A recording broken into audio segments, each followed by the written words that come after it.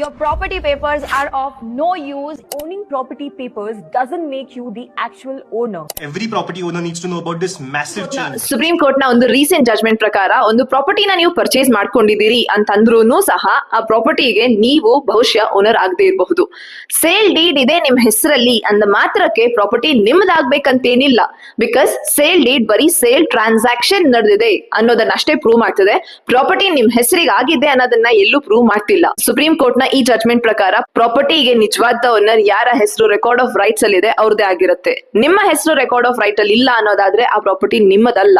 And ಯಾರ ಹೆಸರು ಆ ಪ್ರಾಪರ್ಟಿಯ ರೆಕಾರ್ಡ್ ಆಫ್ ರೈಟ್ಸ್ ಅಲ್ಲಿ ಇದೆ ಅವ್ರು ಯಾವಾಗ ಬೇಕಾದ್ರೂ ಬಂದ ಪ್ರಾಪರ್ಟಿನ ನಿಮ್ಮಿಂದ ಕ್ಲೇಮ್ ಮಾಡಬಹುದು. ಪ್ರಾಪರ್ಟಿ ಪರ್ಚೇಸ್ ಮಾಡ್ಕೊಳ್ಳುವಾಗ ಈ ಡಾಕ್ಯುಮೆಂಟ್ಸ್ ಇದೆಯಾ ಅನ್ನೋದನ್ನ ಕನ್ಫರ್ಮ್ ಮಾಡ್ಕೊಳ್ಳಿ. ಅಂಡ್ ಆಲ್ಸೋ ವೆರಿ ಇಂಪಾರ್ಟೆಂಟ್, ಪ್ರಾಪರ್ಟಿಯ ಕನ್ವೆಯನ್ಸ್ ಆಗಿದೆಯಾ ಅನ್ನೋದನ್ನು ಸಹ ಅಶ್ಯೂರ್ ಮಾಡ್ಕೊಳ್ಳಿ. ರೆಕಾರ್ಡ್ ಆಫ್ ರೈಟ್ಸ್ ಅಲ್ಲಿ ಯಾರ ಹೆಸರಿದೆ ಅನ್ನೋದನ್ನ ನೀವು ಗವರ್ಮೆಂಟ್ ಪೋರ್ಟಲ್ಸ್ ಅನ್ನ ವಿಸಿಟ್ ಮಾಡಿ ತಿಳ್ಕೋಬಹುದು. ಈ ರೀಲ್ ಅನ್ನ ನಿಮ್ಮ ಫ್ಯೂಚರ್ ಯೂಸ್ ಗೆ ಸೇವ್ ಮಾಡ್ಕೊಳ್ಳಿ. ಹಾಗೆ ಪ್ರಾಪರ್ಟಿ ಪರ್ಚೇಸ್ ಮಾಡ್ಕೋಬೇಕು ಅಂತಿರುವಂತ ಪ್ರತಿಯೊಬ್ಬ ಫ್ರೆಂಡಿಗೂ ಈ ರೀಲ್ ಅನ್ನ ಶೇರ್ ಮಾಡಿ.